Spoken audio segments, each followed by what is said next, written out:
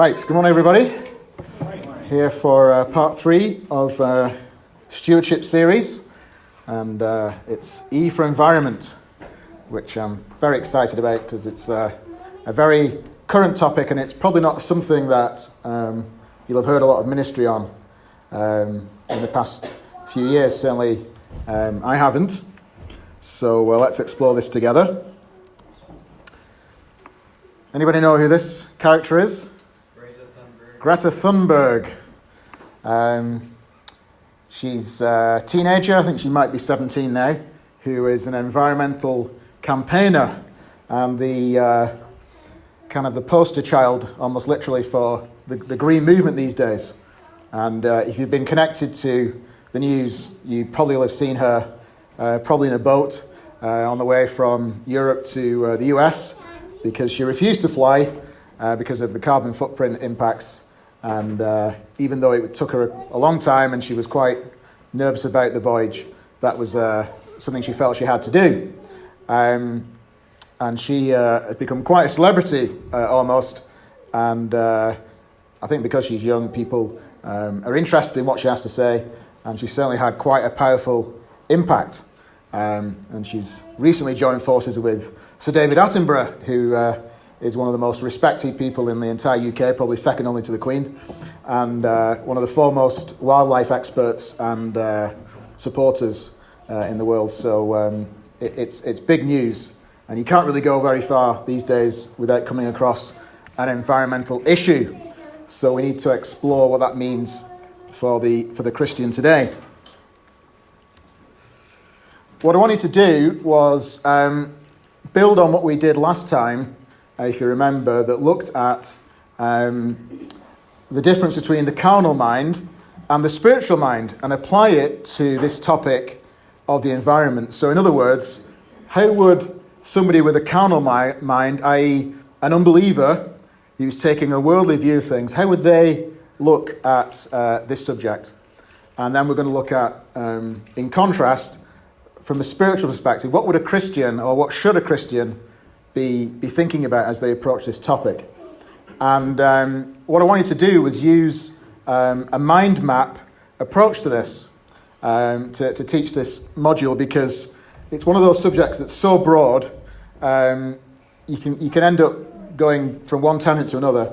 And this is a helpful way, when you come across this type of subject, to get your thoughts down on a piece of paper and say, okay, let's map this out, how I'm going to cover this topic. And it's helpful for you to see how it's done, so that you can maybe use it for yourself personally in when you're approaching a tough topic. You say, well, where do I start with this?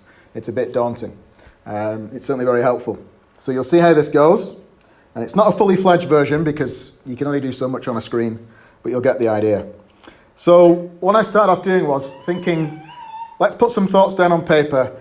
What is the kind of the worldview, prevailing worldview today about green issues and about the environment, about climate change, greenhouse effect, all these words that we've come to know and love? The first thing I thought of was the blame game. The blame game. And the worldly point of view is to point the finger at various people and say, it's your fault. It's your fault. Okay, Boomer. Anybody heard of that phrase? If you're under a certain age, you'll definitely have heard it. If you were born between 1945-ish and 1965-ish, you are a baby boomer, and you will know that. What you might not know is that climate change is your fault. So shame on you. And this phrase, okay, boomer, has gone kind of viral. And it's like, this is the millennials saying to people who are of a certain age, in their 50s and 60s and maybe slightly getting into their 70s now, saying, okay, boomer, you can say that any way you want. It's like, don't lecture us because you're to blame, or it's your fault. And it's kind of a bit of a blame game, really. And it crops up in all types of social scenarios, but particularly in relation to climate change. So there's a blame game going on. And now I happen to be in that sweet spot between baby boomers and the millennials. So I have no dog in the fight in this particular one. But the millennials, the baby boomers, will say, well, actually, folks, the millennials are actually less engaged in practice in green issues than we are. Because if you have a teenager, you'll know that they leave every light on in the house and all the rest of it. They're just terrible at energy management. So don't come and lecture us. Because my parents grew up in the war, and we had rationing and all the rest of it, and we used to have milk bottles delivered to our house that got recycled every day, etc. So it's a big blame game. So it's kind of fun, but it can get quite toxic. There is a serious side to it. The other blame game that goes on is celebrities and those in public with a public profile are in the firing line to be criticised for what they are not doing to combat climate change. And Greta, that's another picture of her without a sou'wester on, has picked out Roger Federer, who is a tennis champion, and is criticising him, particularly for his links to companies that invest in things that are anti-climate change, so-called. And obviously, all these tennis stars and sports stars do a lot of travel, and by plane, some of them by private plane, and they've had a bit of a running battle online and in the media as he tries to defend himself. And poor Roger, at least he's got a few million in the bank to console himself. But there's a blame game going on. Second thing that came to my mind was this concept that it's all in our hands. There's a problem with climate change, but we have to do something about it to fix it. And that's not a bad thing. Jay Inslee said, we are the first generation to feel the sting of climate change, and we are the last generation that can do something about it. So there's this focus on what are we going to do about it? We have to do something, because otherwise no one else is going to do anything. It falls to us, and there's a big responsibility there. There's a fear of the future. I think that's very clear. Fear of what this climate change might lead to in terms of how we operate in this world and the change in our lifestyle that might have to come. And more serious than a change in lifestyle, we're talking about mass devastation, flooding, all the rest of it, possibly leading to the extinction of the human race. That's what some people are scared about. And Caroline Duffy says, if we think of what's up ahead with climate change and wars over water, it's very frightening. And so, particularly younger ones, I think, who have, in the normal course of events, a longer life ahead of them, are quite worried about what the future may hold in terms of this issue. And it's something we need to take seriously and recognise that it's an issue for them. Self-preservation. I think that's another topic that comes up. You say, well, what's all the fuss about climate change? And I think when you analyse it, although it sounds on the face of it to be quite ethical and quite global, and forward-looking and forward-thinking and progressive, I think really deep down it's all about self-preservation. It's quite all about naked self-interest at the end of the day. If people didn't think that they were going to be affected and their lives were going to change, do you think they'd really be interested in this issue? Some people have been banging on about looking after nature for decades and decades, and they've struggled to make an impact. Rainforests have been burnt by the football field every second, and it's only now, as this impending doom seems to get closer, that people say, hang on a minute, this is actually going to affect me in my everyday life.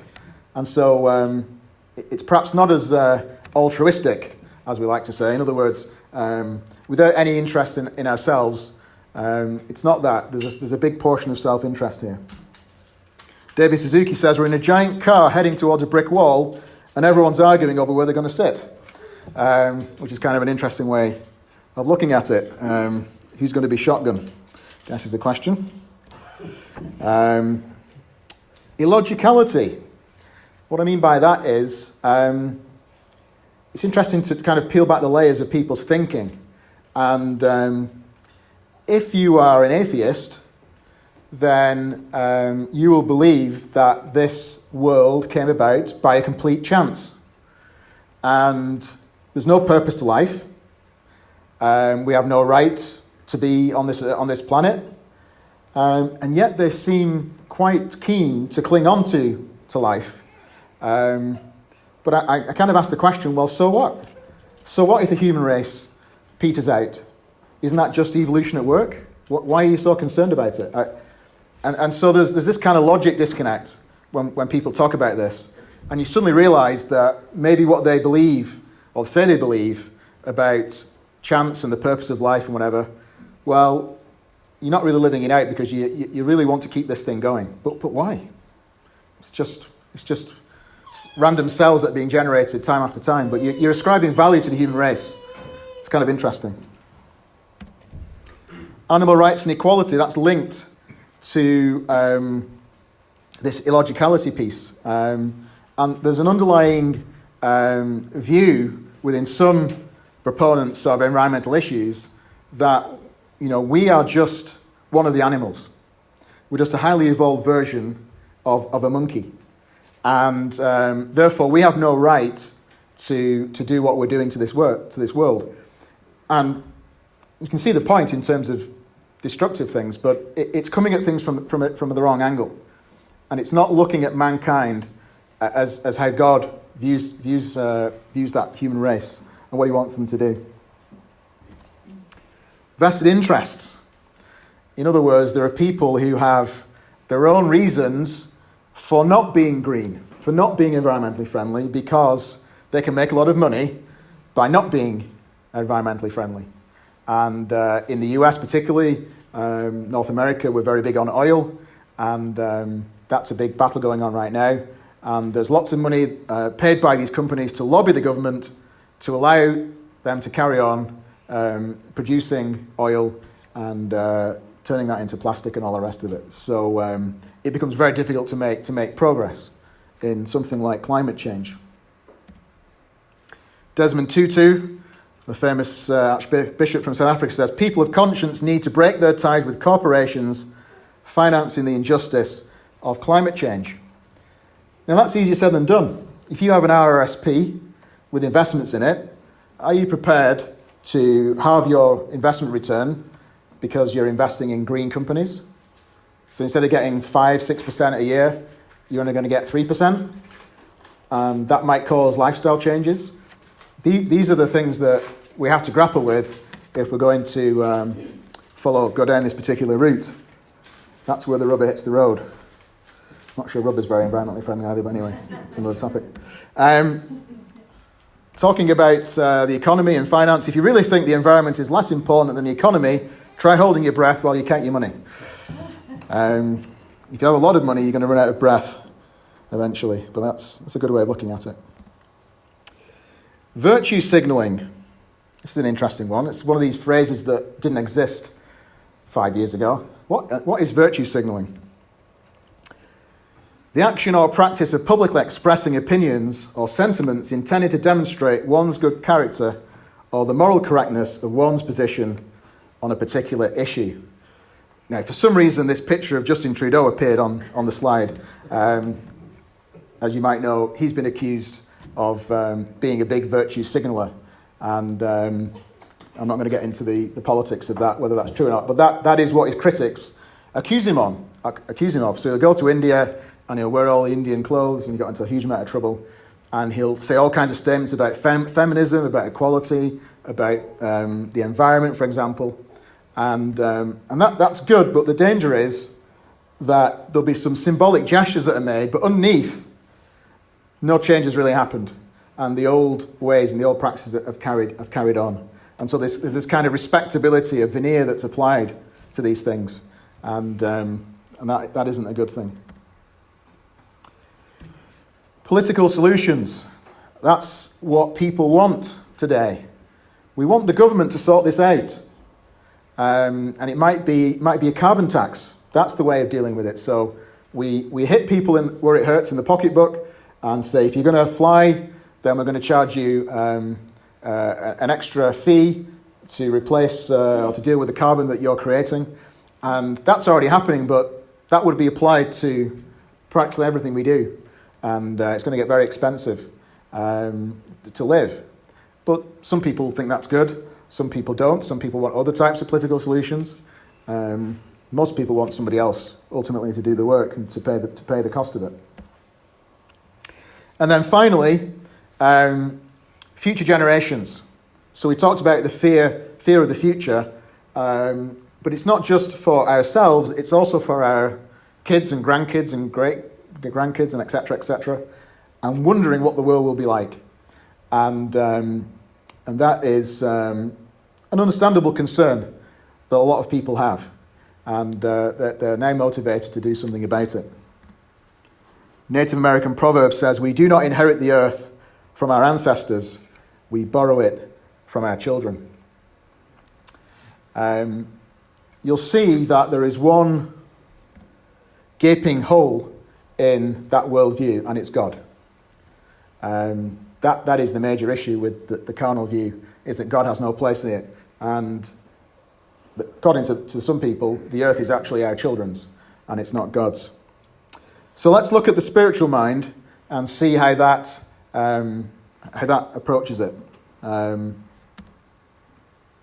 This is just my thought process. I'm not saying it's a complete view, or a view that necessarily everybody would share or approach in the same way. I think we're on safe ground to say that the real owner of this earth is God. And that is our starting point when we're looking at this issue of the earth and climate change, is to say that God is the owner of the earth. And that's a very key point. I'm going to share a lot of very familiar scriptures and some perhaps a little bit less familiar. The earth is the Lord's and everything in it, the world and all who live in it. Very clear statement about God's ownership. And why does he own it? Because he created it. For in 6 days the Lord made the heavens and the earth, the sea and all that is in them, but he rested on the seventh day. These are statements that we readily accept, but if you have a carnal mind, then you'll find every reason to disbelieve them. Here's an interesting one, Isaiah 24:5. "The earth is defiled by its people. They have disobeyed the laws, violated the statutes, and broken the everlasting covenant." So there's an extra perspective on the health and the state of this world that God sees, and we can see that this world is broken not just in its environmental context, but also in its moral context, and the fact that it's disobeying God, and in fact left him out of the equation entirely. Then we look perhaps at creation and glory, and the fact that creation is something that is a testament to God's existence and his mighty power and his strength and his creativity and his design ability. "The heavens declare the glory of God, the skies proclaim the work of his hands," Psalm 19:1. And then we have human stewardship. And sometimes you will find people in the world talking about stewardship of creation, and you think, well, hang on a minute. If you're a steward on behalf of somebody. And obviously they're thinking they're stewards for their children. But that's not agreeing with what the Bible says. The Bible says that man is the steward of the creation for God, the owner. And there's a well-known passage there which we won't take the time to read, Genesis 1. God created mankind in his own image. So God is a sovereign God, and he has delegated some earthly sovereignty to man to subdue and to rule over the land, and also to work in it and to care for it. That's what Genesis 2:15 reminds us.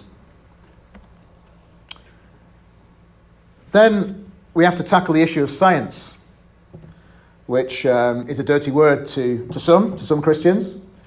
And some of the evangelical base of Christians in North America, particularly in the States, have quite a reputation for ignoring science or dismissing it out of hand as unreliable and wrong, pretty much in relation to anything, but particularly in relation to climate change. And I think for the Christian it's wise to be respectful of science. God has given brains to people and the ability to discover things, and science has so much to offer us and give us and teach us. So we have to accept that and evaluate it and weigh it up at face value. And the but is there because if what science tells us contradicts what the Bible says, then that's where we have a problem. That's where we have to say that cannot be right because the Bible is never wrong. And that's very important. But I don't think it's helpful for Christians to be climate change deniers and completely reject. You can cast doubt on it for sure, but we have to be careful about our testimony, how we're viewed by the world in what we do. And if we're dismissed as fringe lunatics, then that's not going to be helpful. God is in control.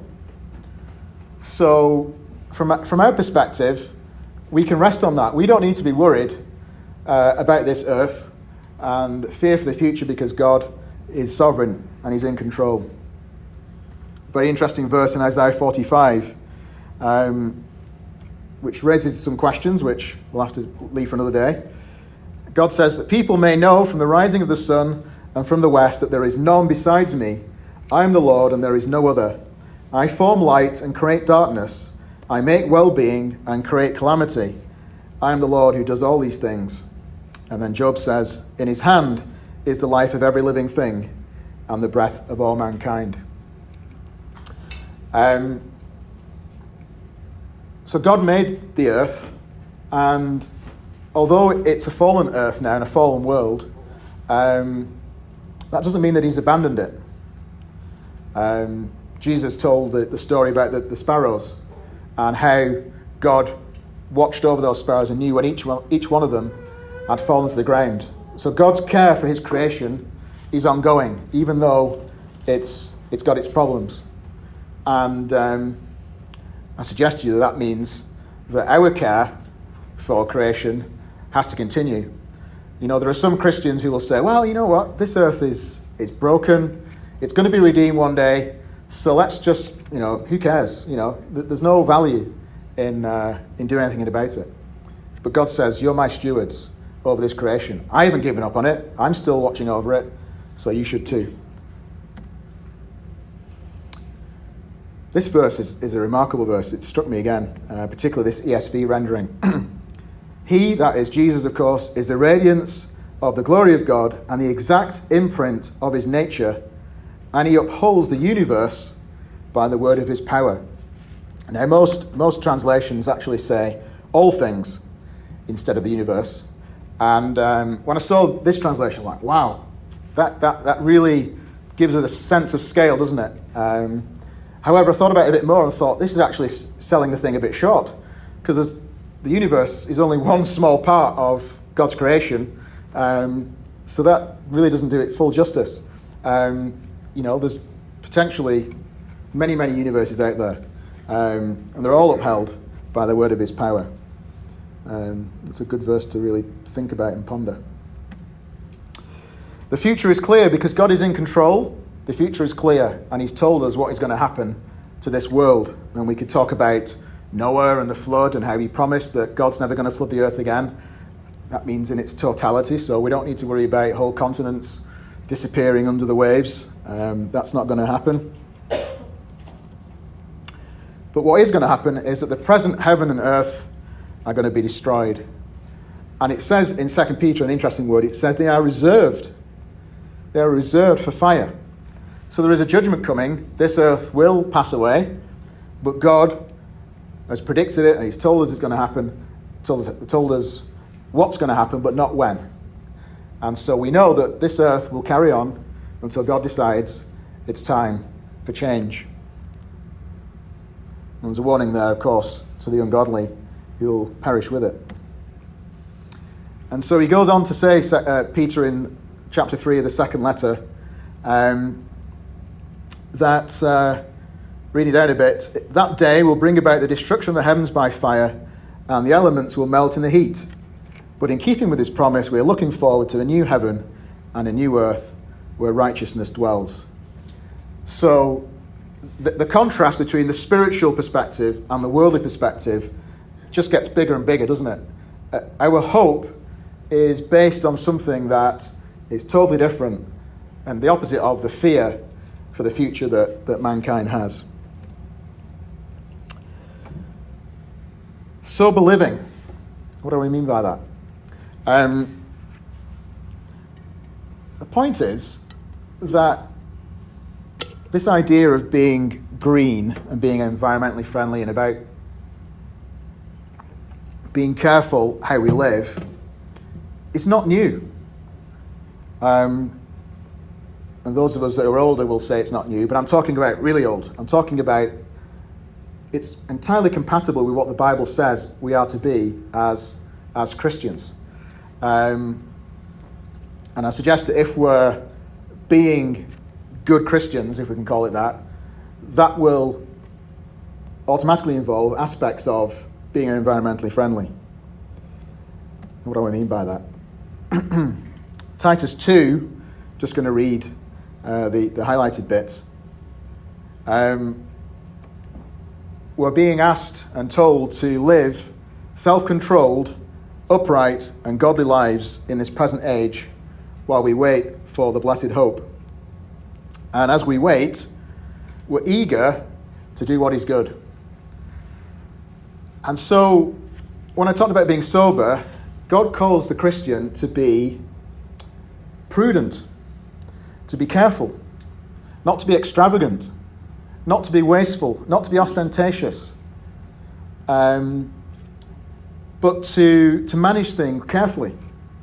And of course, that is, as we'll see a bit later, that is part of the key to the solution of battling climate change, is how people act. And perhaps I never thought about it before, but being green and taking care in what we do is actually God-honouring, and it's part of our discipleship commitment. Eager to do what is good. Sometimes we might say, this green stuff, it's just too much work, too much hassle. Well, if it's good, we should be eager to do it when we can.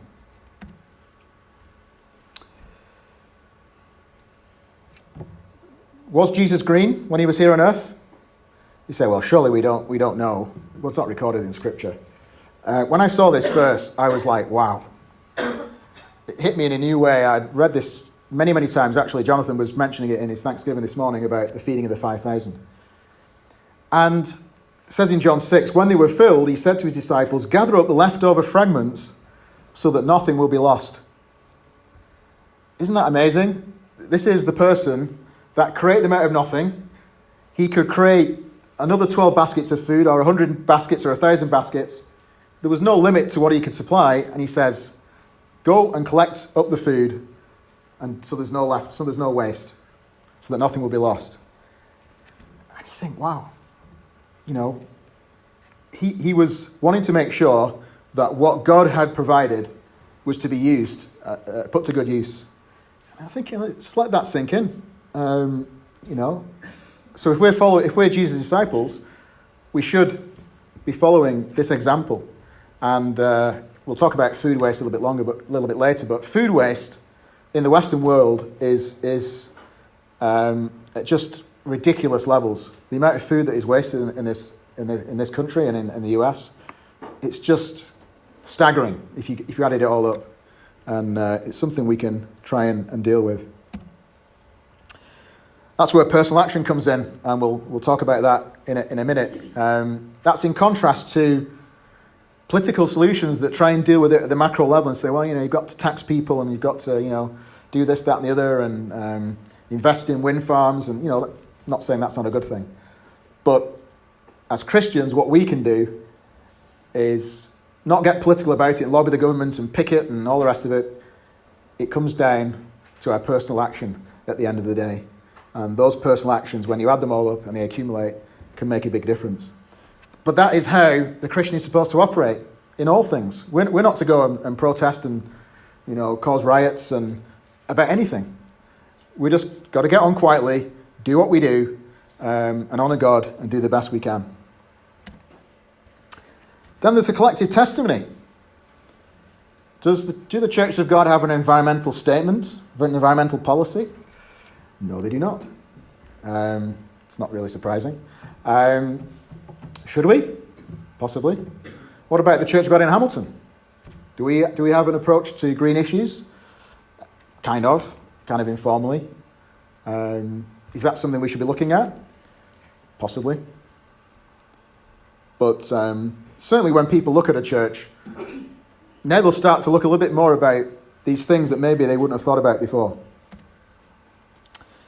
However, there is a big, huge caveat to all these things, and that is, what is our priority? And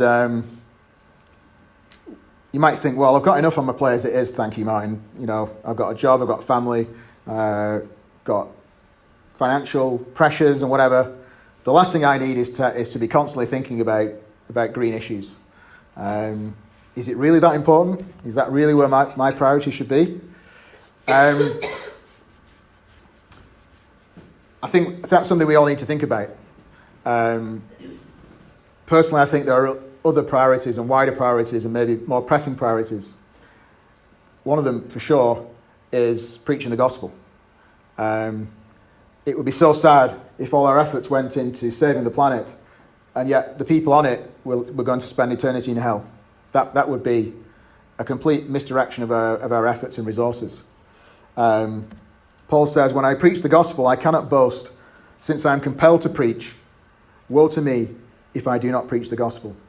So there are lots of priorities, and we have to make sure that something like this doesn't become a crusade. It doesn't become a fixation. It doesn't become something that actually is a distraction from other things because it's become too important. Doesn't mean we should neglect it and ignore it and kind of scoff at those that try their best to do the little things right every day. But let's not overdo it. So the mind map is getting a bit bigger. If we wanted to get really onto the next level, what you do now is start to kind of draw lines between the blue boxes and the red boxes to show where there's a kind of an opposite or there's a link. But that would get a bit complicated on this screen. For example, it's all in our hands is the opposite of God is in control. And so you see how these things, some of them will kind of match up. And then, again, if you were really into this, you'd get all your verses and kind of attach them to the various boxes so that you have a nice little chart. But I didn't have enough time to do that, so you'll have to imagine it.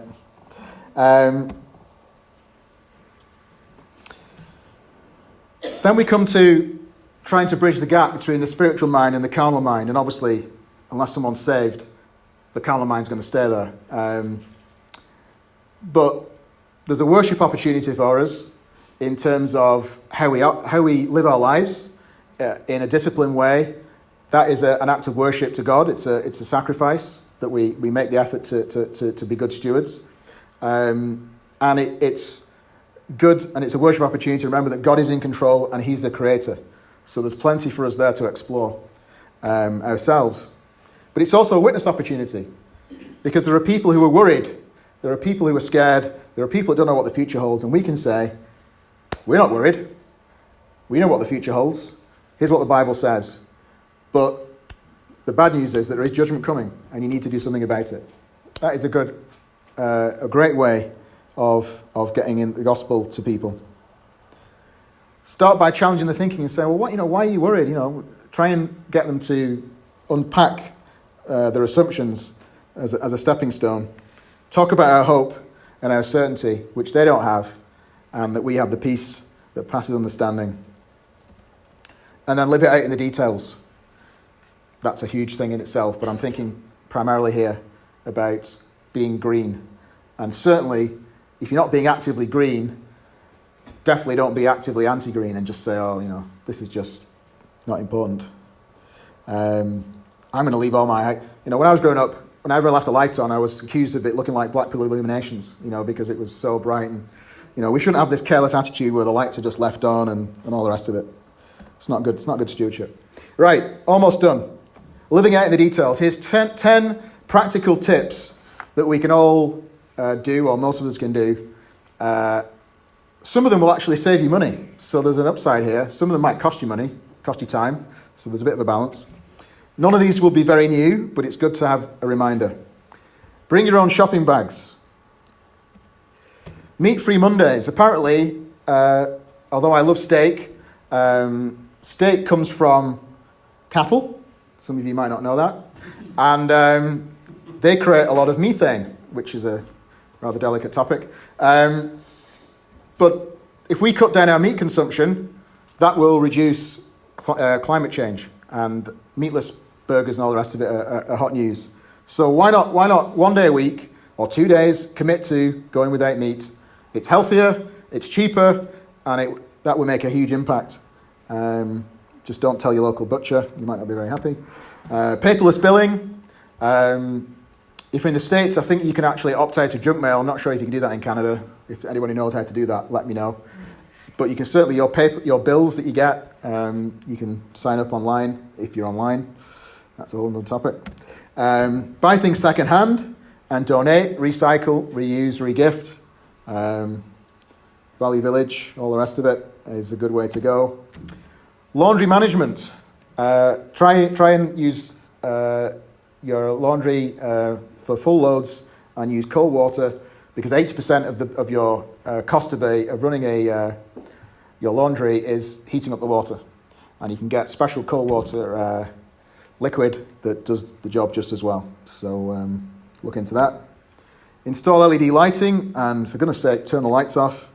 I'd like to be in the dark pretty much all the time. That's just me. It saves money and saves my eyes as well. Reduce plastic use, bottles, forks, straws, dishes. This is a big one.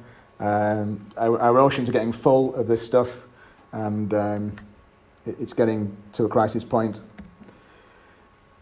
If you can drive, alter your driving speed. If you the optimum speed to drive as far as fuel consumption is about 100 kilometers an hour.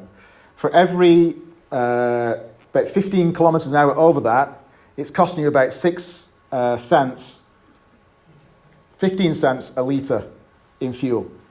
And obviously, the faster you drive, the more likely it is you're going to have to brake, which means all that money you spent on speeding up is wasted because you're going to have to slow down.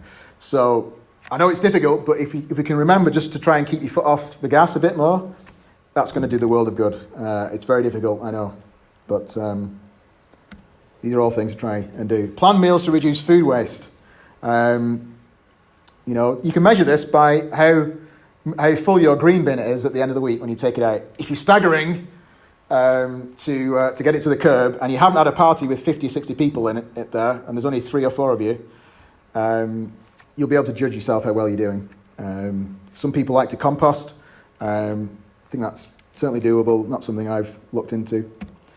And finally, a difficult one. It's so easy, but it's so hard to do.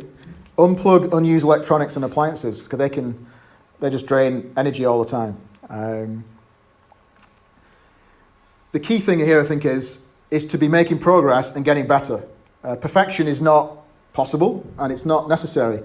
If everybody can get into the habit of making small changes, that can add up to a lot. What I would say is, as a church and as people, let's not fall into the trap of making it a blame game and pointing the finger at people and saying, but let's encourage each other when we see good practice being done. That's something that I would really struggle to do, encourage people. But that's going to be more effective. So let's try and do that. And it's an education process. But, when I was an accountant, somebody came on a course and said, I'm here today to tell you that tax is fun. And we all kind of went, switched off. Seriously, take this as a bit of a challenge and see how well you can do. And maybe, challenge yourself as a family and mark yourselves as to how you're doing against these 10 things. That's what I ended up with on my mind map, with these 10 things at the bottom and various arrows and stuff. But, you can have fun with this type of thing. Finally, I thought I'd end with this quote. It was accidentally brilliant, this woman who rejoiced in the name of Terry Swearingen, she says, we're living on this planet as if we had another one to go to.